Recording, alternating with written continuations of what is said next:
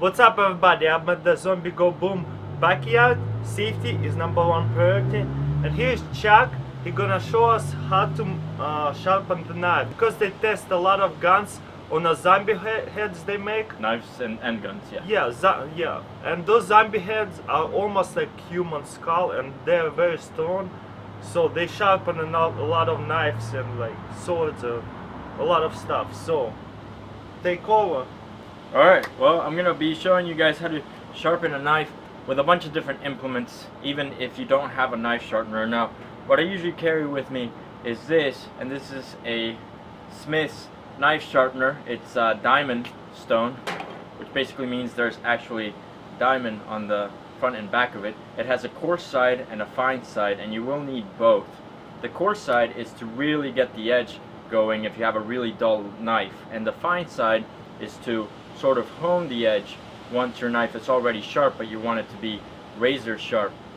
Usually what people have is either the Japanese use whetstones. Here in the Western world they usually use carbide for coarse, and then they use ceramic for fine, and then after that step you want to strop the blade, which is basically fine-tuning the edge so that it's not as serrated and microscopically serrated. It just really makes it fine and smooth and able to chop and cut whatever. But anyway, so what I'm going to show you first is some basics.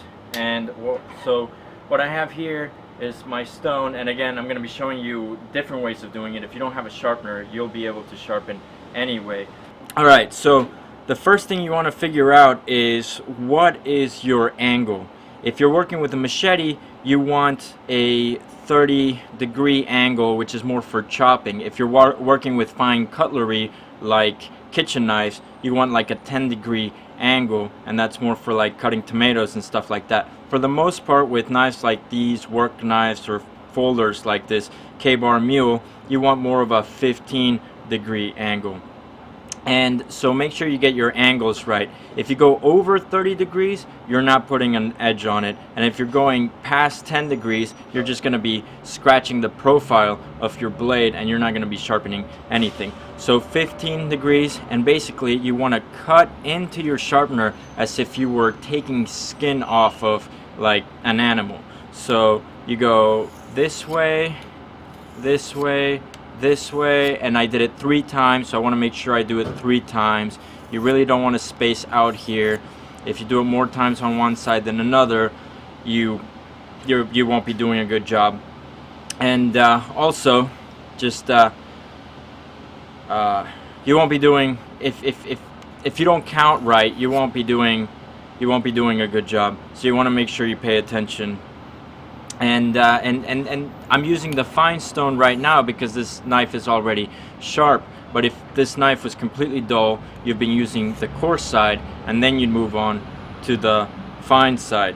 Now, that's how you normally sharpen with a sharpener, and you can get different types of stones. This one's another diamond stone. It's just bigger, so it's a lot easier to move across it, but this is good for travel. But let's say you don't have a sharpener. Well, what do? Well, there are a lot of things that you can use. For example, like I said, if you have a fine, if you need to sharpen with a fine stone, you can always use ceramic. And cups, coffee cups, a lot of them are made of ceramic, so you can actually use a ceramic cup same way, just as if you were cutting into it or slicing a piece off, and then make sure you count again. And I'm doing about 15 degrees on this one. Another thing you can use is I have this cup, this glass cup that I made thanks to one of Taras's videos, where it used to be a Perrier bottle, and I cut it. And check out his video on cutting glass with string and acetone. But this is a good illustration of what you can do with a car window. So at the top of the window of a car, it almost works like ceramic. It's not as good, but if this were a car window, or just a glass cup like this one, you can you can sharpen it that way, and it's fine as well, almost like ceramic. Not quite.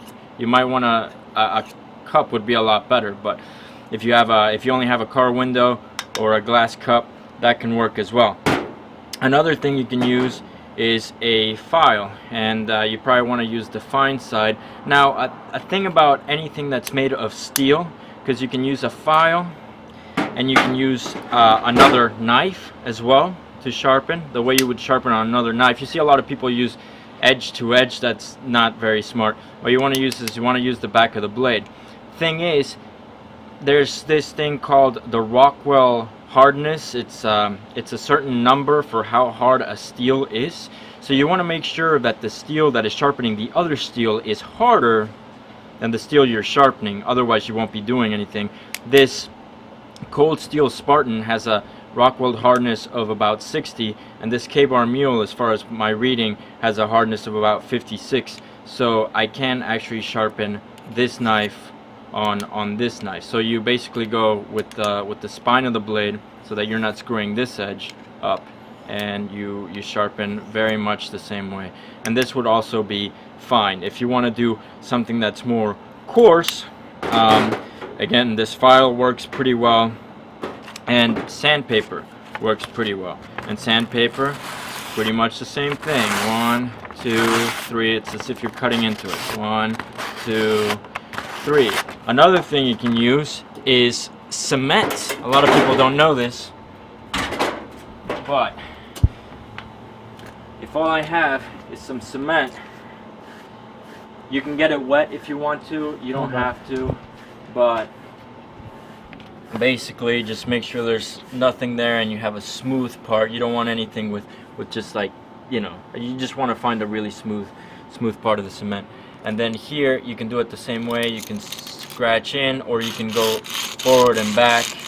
That's actually the easiest way to deal with cement. And then make sure you do the same.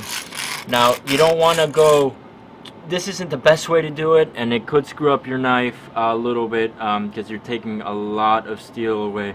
So don't do this unless you absolutely have no other way of sharpening it. And don't do it too hard, because if you do it too hard, it'll heat up the blade and then it'll lose its original temper. So you want to make sure that the blade stays cool whenever you're doing this.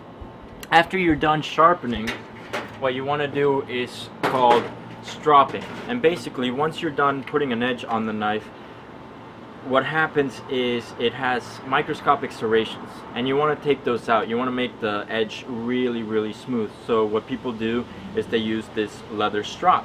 I don't have a leather strop, so what can I use to strop my blade? Well, a lot of people use a leather belt. And stropping is a bit different than honing or sharpening. You don't cut in to the strop like you would on a sharpener. You go away from it, and that's so that you don't cut into your belt. And also, the angles aren't that big of a deal here, because this leather is soft enough where it'll absorb the shape of the blade that's already there. And so you basically do that, and that helps with the and that should do a really good job stropping it. Another thing you can use for stropping is cardboard. A lot of people don't know this, but cardboard has clay and dirt in it, and it's bad enough where if you cut cardboard enough with a knife, it'll dull it. Well, that's because it's changing the shape of the blade, which means you can use it, if you use it properly, you can actually use it for honing. And if you have a burr on your blade, you can knock that burr off just by cutting into the cardboard a couple of times. Also, you can strop, a lot of people don't know this either, but you can strop with wood. And if you have a burr, it's a lot easier to knock the burr off with the wood. But anyway, so we're pretty good here. Let's see how well we did. I don't have a piece of paper, but I do have this sandpaper. So, you know, pretty sharp. A lot of people would just cut and they'll be like, oh, this knife is sharp. A good test for sharpness is called feathering. A lot of you know, butchers and chefs use this, and instead of just cutting straight through, you just want to do like little cuts like that and just basically feather the cut. and that's how you know you have a really sharp blade. Do that again. Okay, go ahead. So that's called feathering. So you know you got a really nice blade. If I get a piece, let me get a piece of paper real quick and I'll show you a couple of other things. Another test you can do to see how sharp it is cut in and back up, you know, and basically it's a really difficult cut to do. Most knives aren't sharp enough to do that. And this is, you know, this is not just thin paper, this is actually pretty thick. But if you fold it like this, you can actually also just take it out like that. And then, like, now you know you have a pretty decently sharp knife. This could be a little bit sharper. This is really good steel. This is 1095 Crowvan steel. I really love this knife. I also really love this this Spartan that I have here by Cold Steel. This is K-Bar Cold Steel. These are both excellent knives to carry around with you. But anyway, that's just a couple of tips in case you do have a sharpener. Now you know how to sharpen with it. If you don't have a sharpener, now you know how to sharpen without it.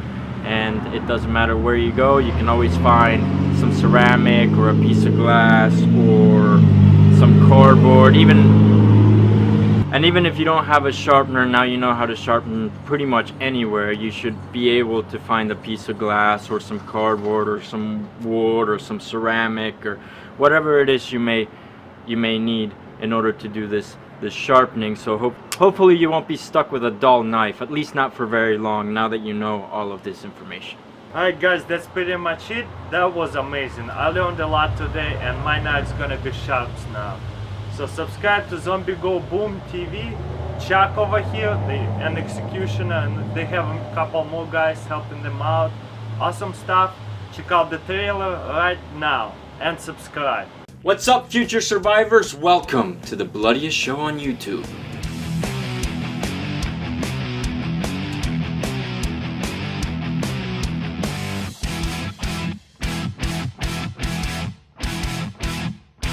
That's right, we are Zombie Go Boom, the show that puts the weapons to the test to see if you have what it takes to survive the zombie apocalypse. We have new episodes every week, so if you want to survive, subscribe to Zombie Go Boom right now.